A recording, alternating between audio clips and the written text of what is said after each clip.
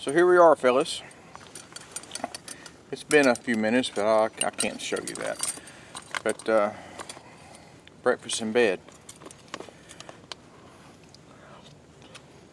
The last time that I had one of these breakfast skillets was ironically just a trail a few miles from here up the woods. It was my very first trip out here, and I'd so screwed that trip up.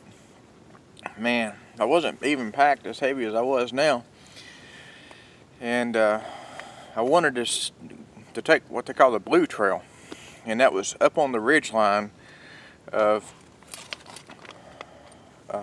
the upper trail to see over the top of the mountains. And the map really didn't have elevation listed on there, not that I would have probably been knowledgeable enough to look at that anyway.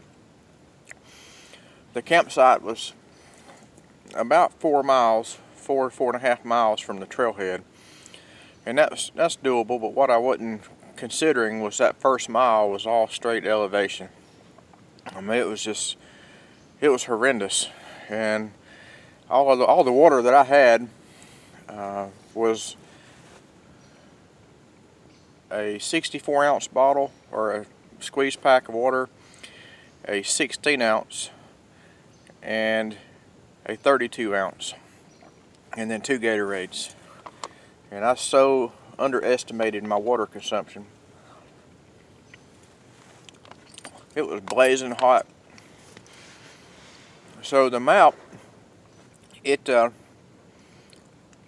way that it showed on there was the first 3.5 miles was on what they call the Blue Trail, and you got off on a connector trail, and that trail was about a half a mile long.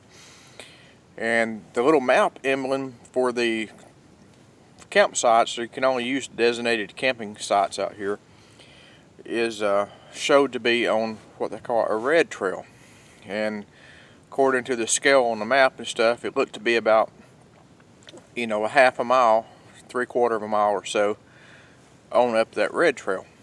A good inch or two.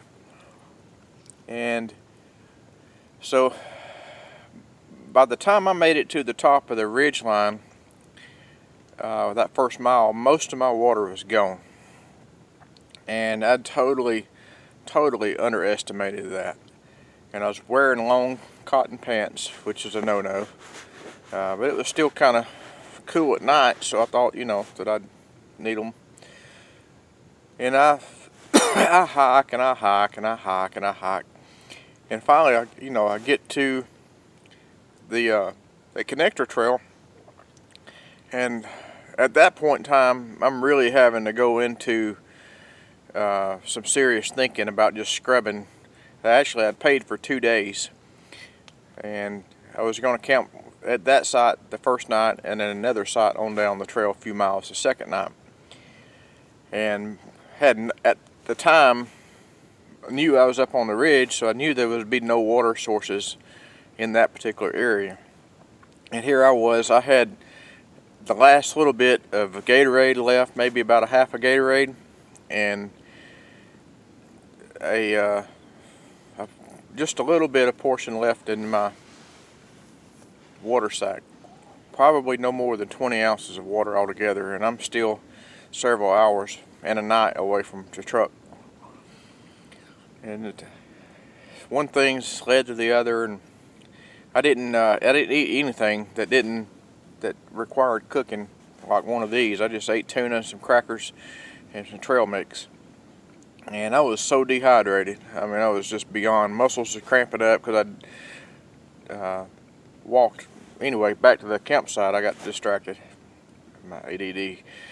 So I go walking up that trail forever and ever and ever and ever and ever, and I'm like, there is not a campsite anywhere that's showing around here. So finally, I get a phone signal, and I call the forestry station, and they proceed to tell me that the map is mismarked, and that the campsites that I was supposed to be at was about 1.5 miles or so back up where I'd just come from.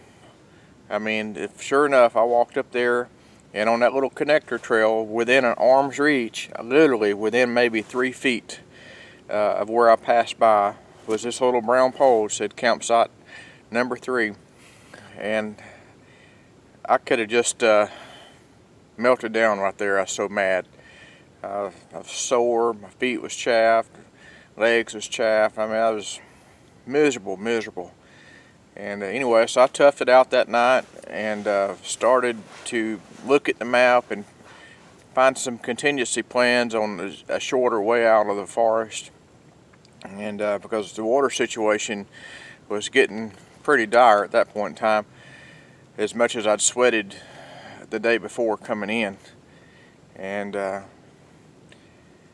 anyway, I packed up camp, and as soon as I rounded the curve at a bend, I was going to go out another trail, a biking trail, and as soon as I rounded that bend, not even probably 50 yards, if even that much, I just went down a short hill, was this stream with running water in it all that time. And that would teach me a valuable lesson, not to go scouting a little bit, or at least know your sources before you ever get there to begin with. So and last night was a pure example. When I come in, was this particular area right here where I'm camping at. There's no water sources. It's all on the ridges, and the only things up here is buck rubs up on the trees, where the deer's been rubbing up. Big, huge rubs. Too bad I can't hunt up here. But just down the trail, within 5 minutes, is a small stream. Now, it's not a big stream, and it was not one that I really wanted to get water out of last night, but although there was a bunch of clear water there, and luck would have it, as I mentioned, those other campers or day hikers was there, and they offered some water from their cabins over there, which I was really surprised how close they are. I mean, 20 minutes hike, and I'm in the parking lot. It's a shame my truck's not parked down there. But anyway, if push come to shove, there was a lake, a big, huge lake before you even get to the cabins, and the streams offer several water sources. So this tent site's definitely doable again, especially if you're rushed and don't want to do all the hiking, because you can be up here swinging in a hammock within a half hour from getting out of your truck. So, but anyway, I'm going to sit here and chow down on my breakfast, and pretty good, hot, very flavorful for dehydrated eggs.